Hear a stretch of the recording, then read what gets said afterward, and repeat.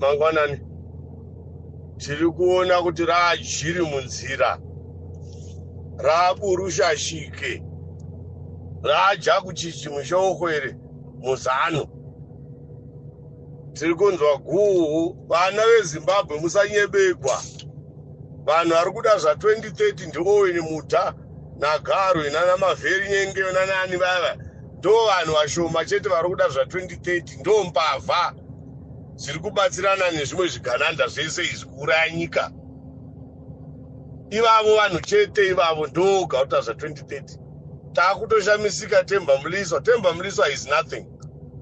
Temba Mliswa, he wants to associate himself nana Mnangagwa nei achishandisa zvimafoto zvaanenge atogwana navana vaMnangagwa oti otozvita hofo akadzingwa muzano kudhara uya ende anotonyadzisa Temba Mliswa. I don't know kuti generation ipi chii chaari kuona chinomunakidza ihwenya kose zvikukuviri ndiye anoda kuunza kukonanisa akatopiwa mari futi kuti akonanise Chiwenga naMnangagwa.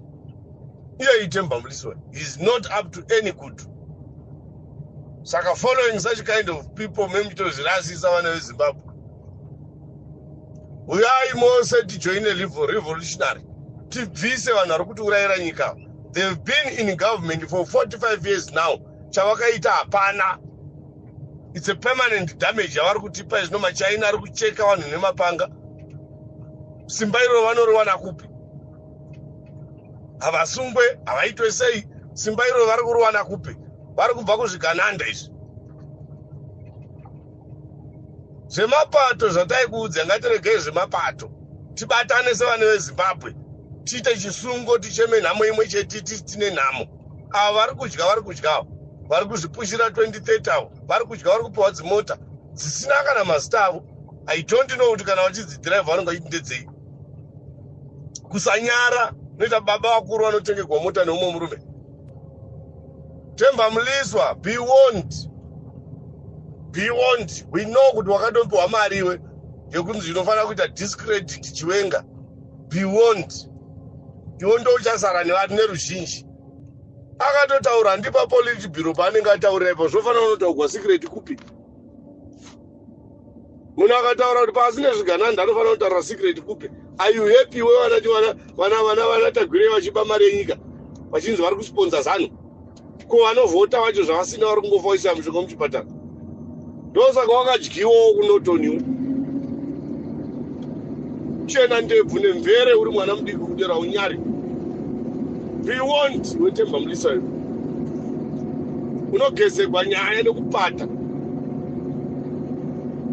Ita zvetukabeji twako twauri kurima uku tuzinganaka kune zvoita zvinhu zvekupenga iwe. Iwe urani wakamboitwa president.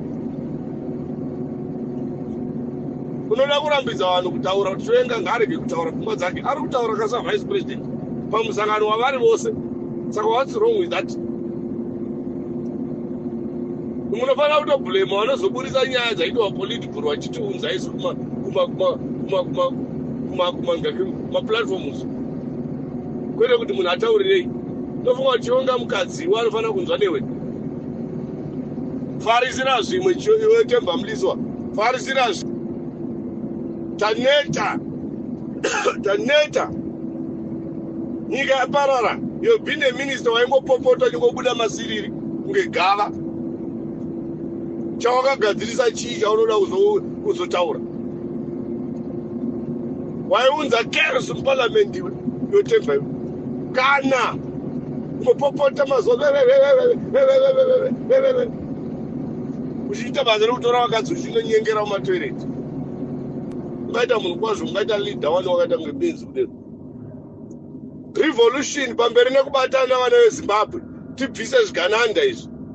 Mbavha dzauraya economies takatarisa. They are enriching themselves. Dzichisiya vanhu vese vari in poverty. Mushonga muzvipatara muna mukataura nyaya yekushonga muzvipatara unonzi hurumende haina mari. Mukataura nyaya yekuti masuweji tibatsire makanzuro apiwe mari irikutambiswa itengerwa vanhu mota machiameni. Handidei itogwaiswa kumakanzuro. Vanhu itengerwa mushonga muzvipatara. Irinodzi hurumende haina mari. Asi ekuvakira mahure dzimba vanayo.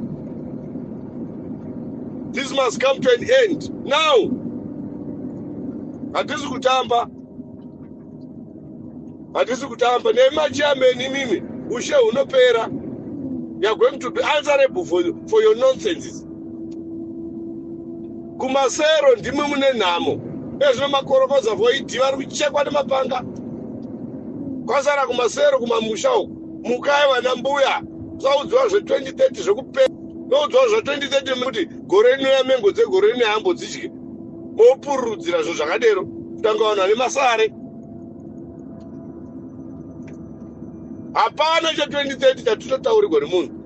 Constitution iripo. Constitution yezano haitenderi izvozvo.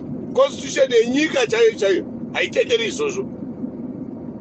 Kana kuna amendment inoda kuitiwa haifaniri kubenefita munhu ari president nguva iyoyo.